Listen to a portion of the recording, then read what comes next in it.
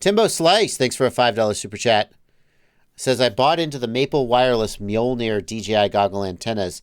It works very well for bando-style environments compared to stock anyways. Timbo Slice, I have never debated that the Mjolnir antennas work better than the stock ones. Here's the thing, though. You take the 2 dBi stock antennas, you put a massive high-gain patch array on there. Obviously, yeah, it better work. It ought to work better. No shit.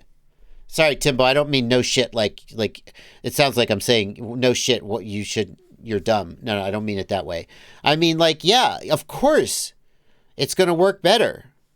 My sort of beef, if you will, with the Mjolnir Pro is that first of all, the Mjolnir Pro and the original Mjolnir antennas, they talk this nonsense about polarization, that they have like mixed cross polarization. I don't remember the exact BS.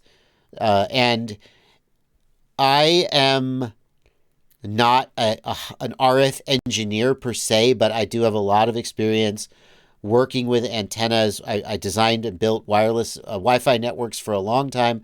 I'm not a complete noob, and I have some basic understanding of how RF works. And when you tell me you've got these mixed antennas, I go, okay, well, here are the situations that would have to exist for a left-hand and a right-hand antenna, mixed polarization, to actually improve things. And I go, that doesn't seem very realistic to me.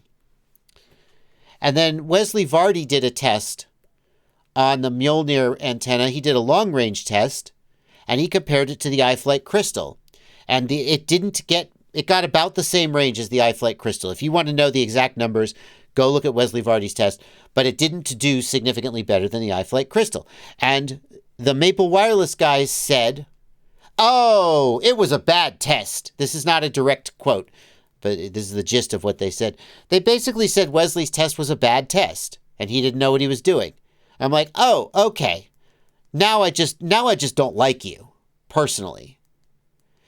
And Wesley did another test where he was like, okay, and he's right about this.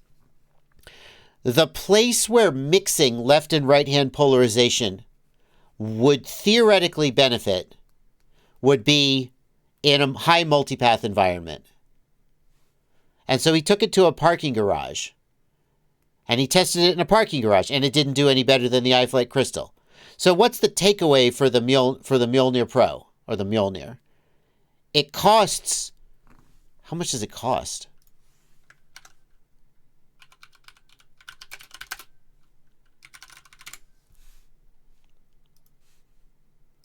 It costs $110.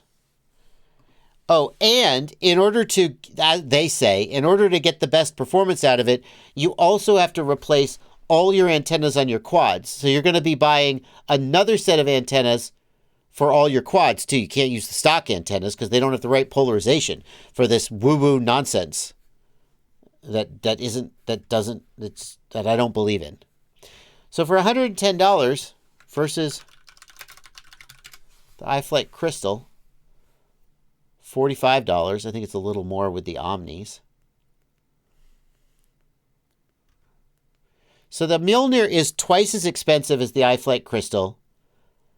And it doesn't, I mean, here's the thing. It does work fine with the stock antennas on your Vista because this left-hand, right-hand stuff is kind of woo-woo nonsense anyway. But according to them, you also need to upgrade the antennas on your VTXs if you really want the best performance. Wait, that's for the air unit. How would it even work with the Vista, which has only one antenna?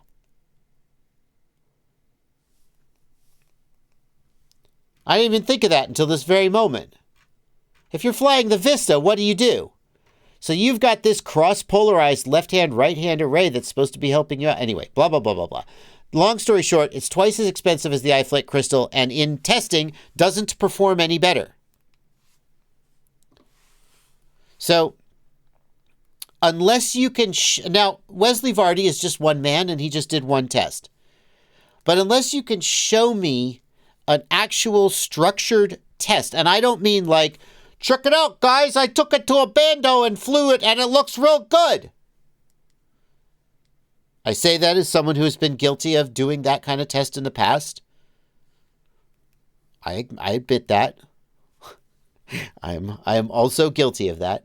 But unless you can, here's the thing: unless you can show me a test where you demonstrate that your weirdo marketing claims are true, I don't believe you. Now, it's a cool looking antenna. It's a cool freaking antenna. It looks badass. I'm not willing to pay $110 for a badass looking antenna. I'd rather pay $45 for the crystal. But that's just me.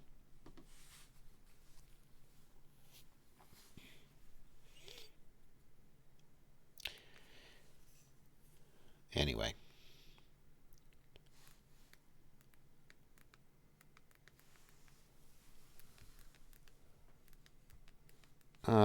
Kenny Kobe, I don't understand what you're saying, man. The DJI isn't going to pick up the cross polarization the same way it does with the receiver, the way DJI did with U-Sync, and that's what they're trying to replicate. I'm trying to parse that, but I'm not really following. The other thing is, here's the other thing.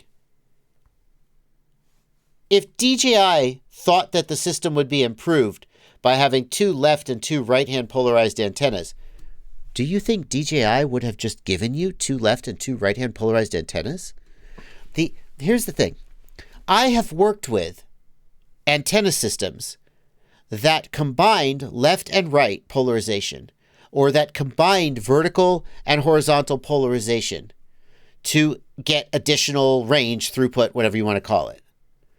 The radio is designed that way. The antenna is designed to work with the radio, and it's all part of a system.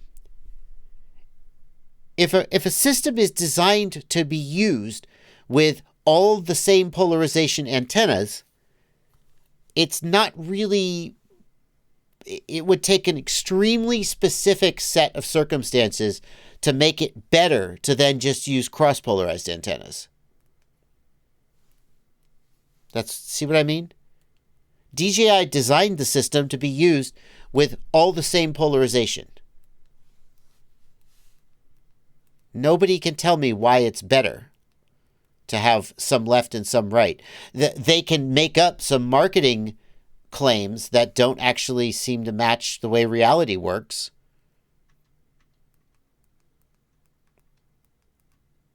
And there's no tests to back it up.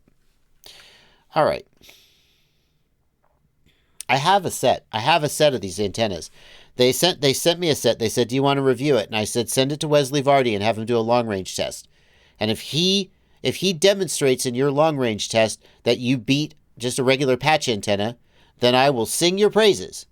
And he didn't. And then they said his test was flawed and he did it wrong. And I was like, okay, I see where we're at.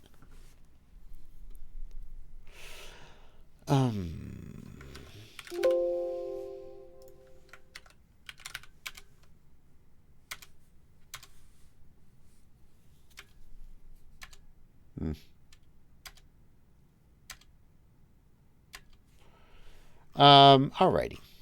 So that's my take on the Maple Wireless Mjolnir. It's a good-looking antenna. It's overpriced, and it doesn't do what they say it does. And the things that they say it does don't make sense in terms of like how antenna and radio systems and my understanding of how they work.